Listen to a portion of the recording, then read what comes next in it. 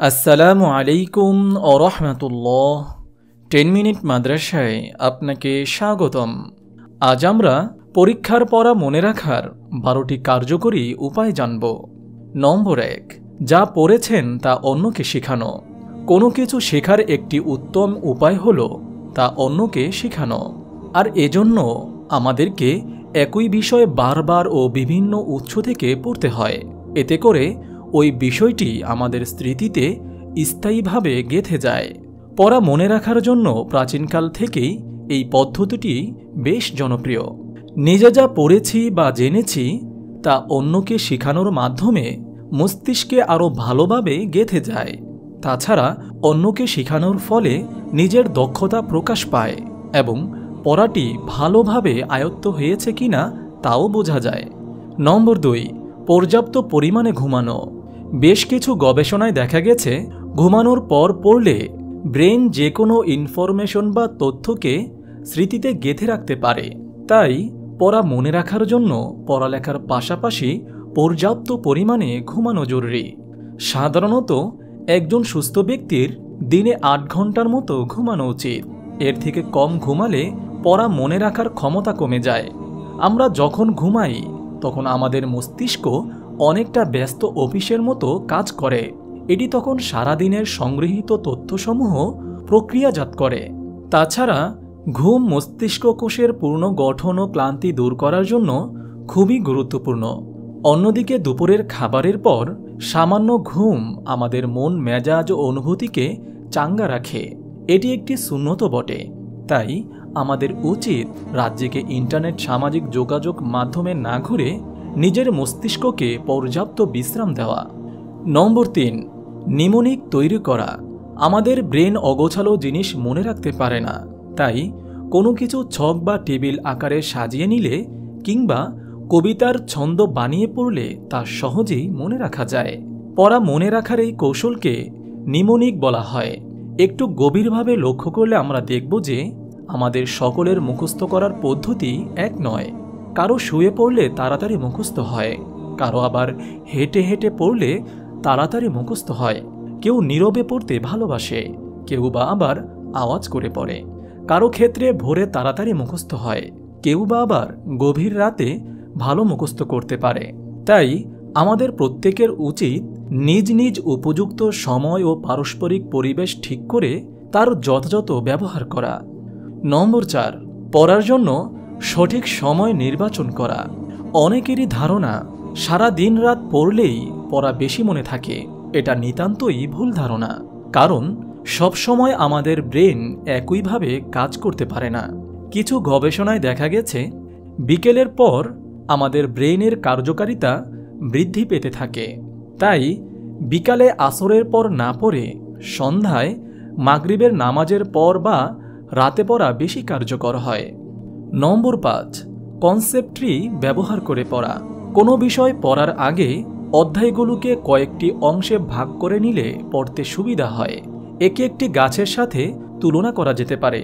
গাছটিকে একটি অধ্যায় বিবেচনা করে প্রতিটি পাতায় অংশগুলোর একটি করে সারমর্ম লিখে পড়লে পড়া মনে রাখতে সহজ হয়। এ পদ্ধতিকে কনসেপ্ট ট্রি বলা হয়। পড়া মনে রাখতে এটি বেশ কার্যকর। নম্বর 6, লিখে লিখে বা ছবি এঁকে পড়ার অভ্যাস করা। কোনো জিনিস পড়ার সাথে সাথে লিখলে বা ছবি আঁকলে পড়ার প্রতি আগ্রহ বেড়ে যায়।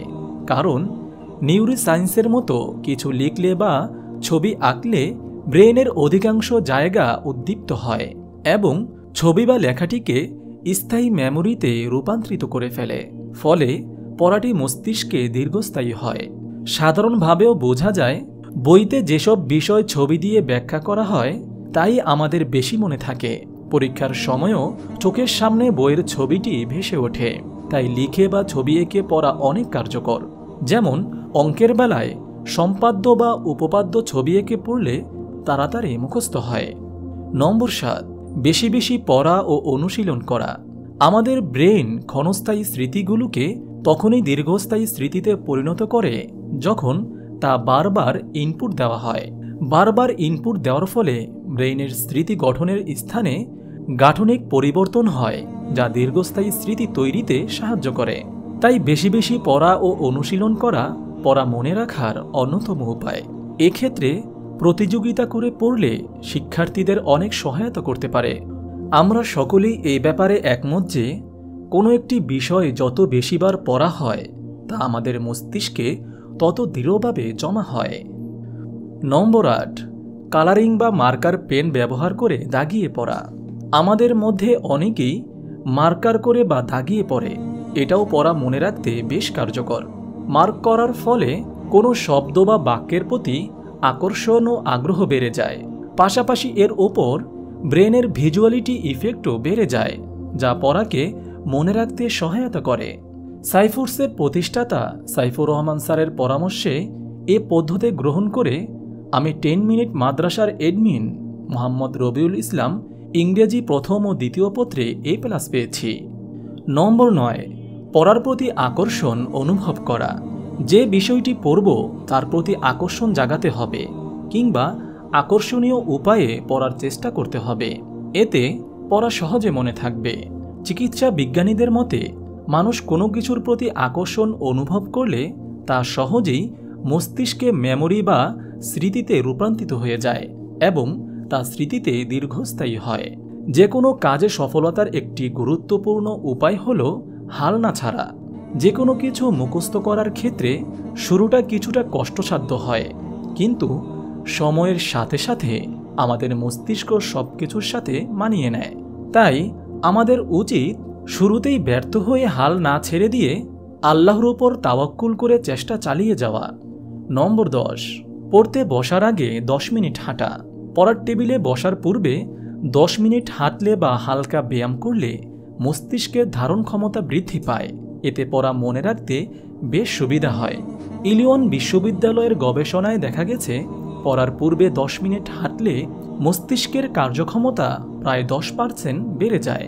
তাহলে একটু হাঁটার পরেই শুরু হোক পড়ালেখা। নম্বর 11, পড়ার সময় অজু করে দোয়া পড়ে নেওয়া। আমরা সকলেই জানি আল্লাহর সাহায্য ছাড়া কোনো কাজই সফলতা অর্জন করা সম্ভব নয়। এজন্য আমাদের উচিত সর্বদা আল্লাহর কাছে দোয়া করা, যাতে তিনি আমাদের স্মৃতিশক্তি বাড়িয়ে দেন এবং কল্যাণকর জ্ঞান দান করেন।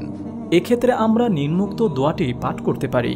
রব্বি জিদনি ইলমা, অর্থ হে আমার পালনকর্তা আমার জ্ঞান বৃদ্ধি করুন। সূরা তহা আয়াত 114। নম্বর 12, মস্তিষ্কের জন্য উপকারী খাদ্য গ্রহণ। ইমাম আজ-জুহরি বলেন, তোমাদের মধুপান করা উচিত, কারণ এটি স্মৃতির জন্য উপকারী। মহান আল্লাহ তাআলা আমাদের সবার স্মৃতিশক্তিকে বাড়িয়ে দিন এবং বিশেষ করে যারা পরীক্ষার্থী তাদের পরীক্ষাকে আল্লাহ তাআলা সহজ করে দিন এবং তাদের স্মৃতিশক্তিকে বাড়িয়ে দিন। আমিন।